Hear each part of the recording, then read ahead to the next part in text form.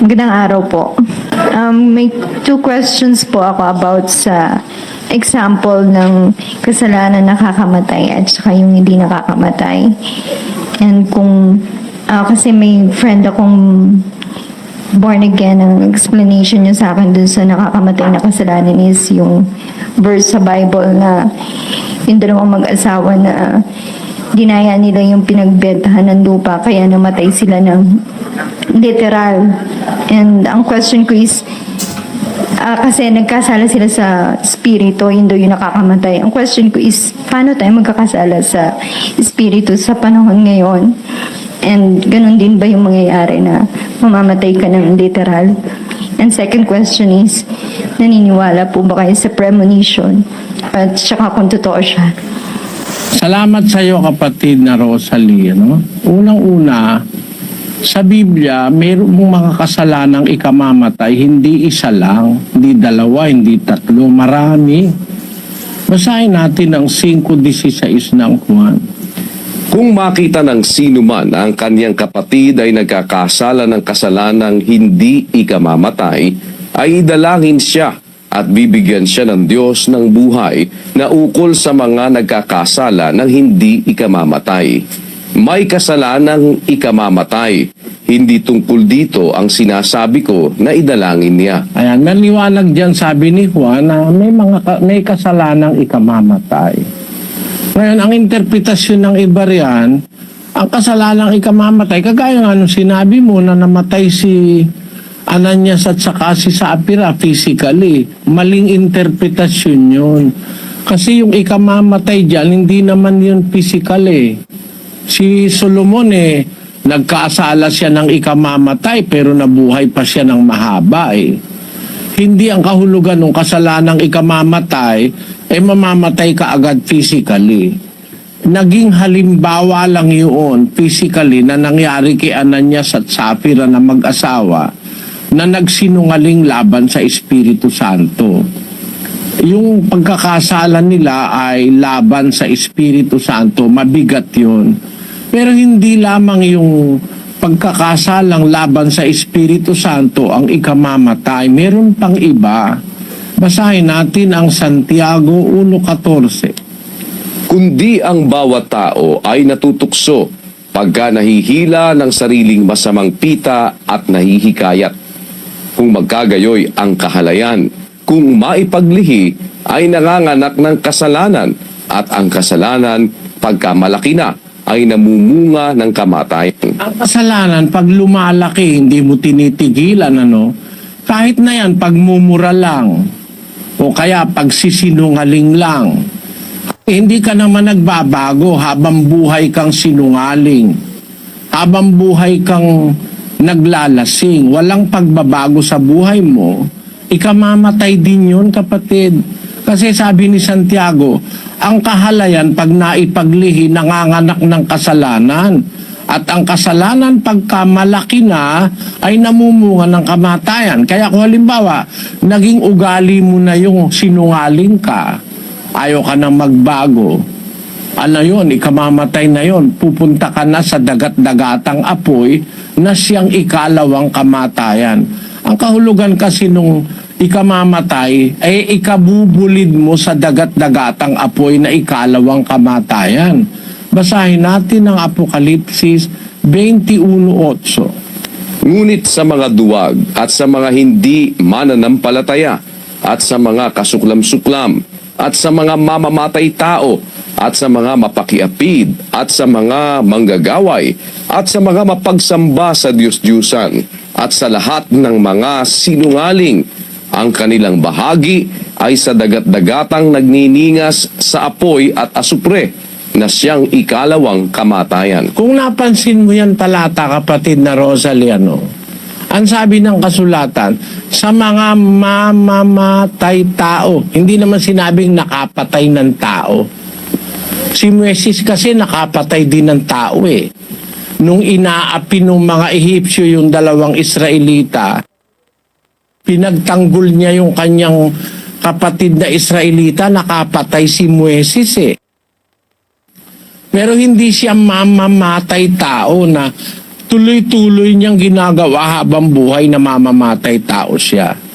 Pagka mamamatay tao, o kaya mapakiapid, iba yung minsan na tukso nakapakiapid, iba na yung mapakiapid. Lagi na lang nakikiapid, walang pagtigil.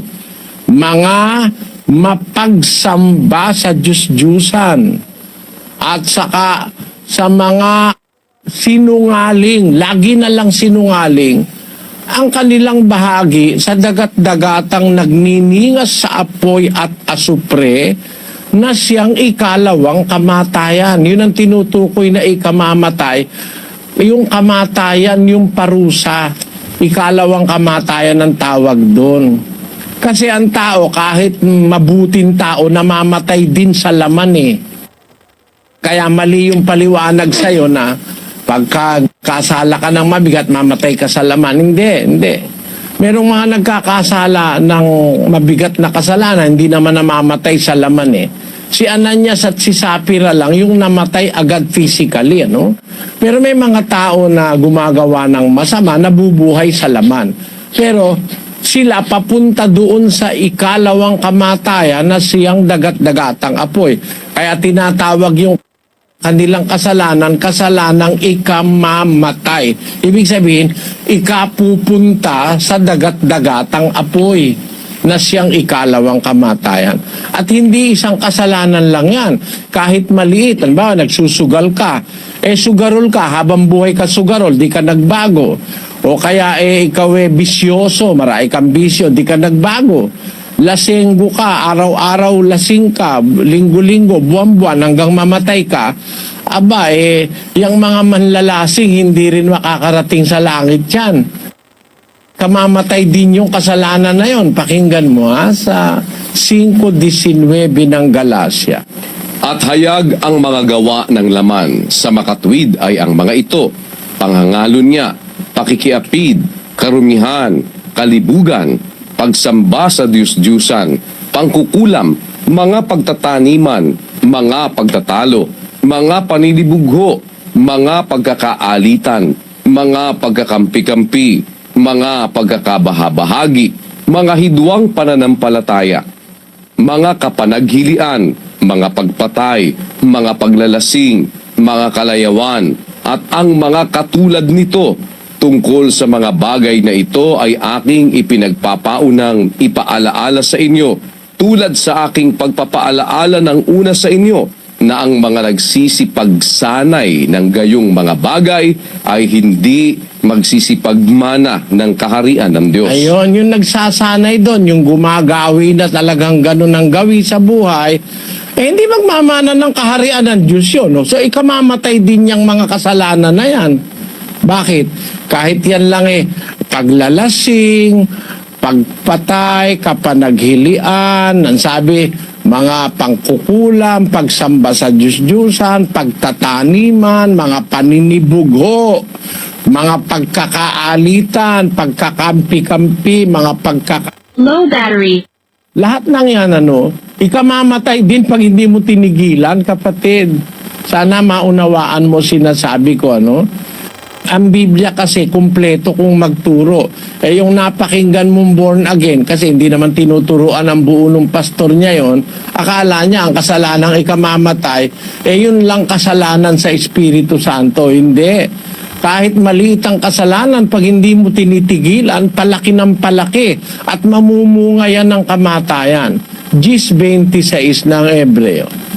Sapagkat kung ating sinasadya ang pagkakasala, pagkatapos na ating matanggap ang pagkakilala sa katotohanan, ay wala nang haing natitira pa tungkol sa mga kasalanan, kundi isang kakilakilabot na paghihintay sa paghuhukom at isang kabangisan ng apoy na lalamon sa mga kaaway. Nakita mo, kapatid, diyan ka makikinig sa Biblia. Huwag sa pastor ng born again. Hindi naman tinuturo ng kompleto yung pastor Kaya mga miyembro sa born again gumagawa rin ng mali kasi akala nila hindi ka mamatay yun Pero ang sabi ni Pablo, kung sinasadya ng pagkakasala, Pagkatapos na ating matanggap ang pagkakilala sa katotohanan, wala nang haing natitira pa tungkol sa kasalanan. Yun ay kamamatay na yun. Pagka sinasadya mo na, kahit nga pagsisinungaling lang yan, sabi nung iba, white lies lang naman ika. Kung di ka na nagbabago, lagi ka na lang sinungaling, patindi na ng patindi yung kasinungalingan mo, para ka ng demonyo nun. Kasi yung demonyo sinungaling eh. 8:44 ng Juan. Kayo'y sa inyong amang diablo at ang mga nasa ng inyong ama ang ibig ninyong gawin. Siya'y isang mamamatay tao buhat pa ng una at hindi nananatili sa katotohanan sapagkat walang katotohanan sa kanya. Pagka nagsasalita siya ng kasinungalingan ay nagsasalita siya ng saga ng kanya sapagkat siya'y isang sinungaling at ama nito. Tingnan mo, ang pinanggagalingan ng kasinungalingan, kapatid, ang demonyo eh. Pag nagsanay ka na lagi ka ng sinungaling, kahit yun lang ang ginagawa mo, ikamamatay na rin yun. Kasi kung sinasadya mo na kahit halimbawa ikaw ay lasenggo lang, kala mo hindi naman mabigat na kasalanan yung lasenggo. Pero lagi kang laseng, di ka nagbabago, di ka sumusunod sa aral, aba ikamamatay na rin yun. Naunawaan mo, kapatid na Rosalie? Apo, thank you. Sana naunawaan.